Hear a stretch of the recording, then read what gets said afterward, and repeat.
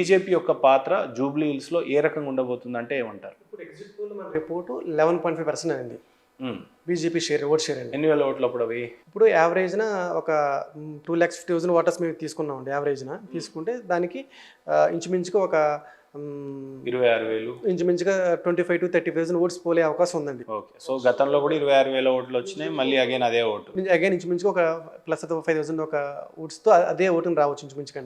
ఇంకా అది పర్సంటేజ్ ఓవరాల్గా.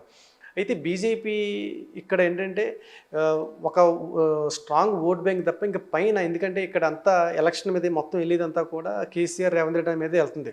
So state government Congress, opposition, అధికార సో ఇక్కడ పాత్ర అనేది బీజేపీకి అంత ఉపయోగం లేదు. అంటే బై ఎనీ ఛాన్స్ బీజేపీ గట్టిగా అనుకోని ఉండుంటే ఈ గ్రౌండ్ ఏమన్నా బలంగా ఏమన్నా తన మార్క్ చూపించే అవకాశం లేకుండిందంటారా? ఉంటుందండి. దట్ ఈస్ ఇంకా లాంగ్ టర్మ్లో అనేది ఇంకా 29 ఎలక్షన్స్కి అప్పుడు ఏదైనా ఇప్పటికన్నా ఇంకా బెటర్ ఇంప్రూవ్మెంట్ రావచ్చు. కానీ జూబ్లీ హిల్స్ లో అసలు వాదననే అధికార పార్టీ వర్సెస్ అంటే జనరల్గా ఇప్పుడు జూబ్లీ అంటే రెండింటి మీద వెళ్ళిపోతుందండి, కాంగ్రెస్ లేదంటే బీఆర్ఎస్ ఆల్టర్నేటివ్, ఈ రెండింటి మీద తప్ప బీజేపీ అన్నది రాలేదు. ఇంకో విషయం ఏంటంటే క్యాండిడేట్ కూడా లేట్గా అనౌన్స్ చేయడం లంకల్ తిప్పిరెడ్డి గారిని.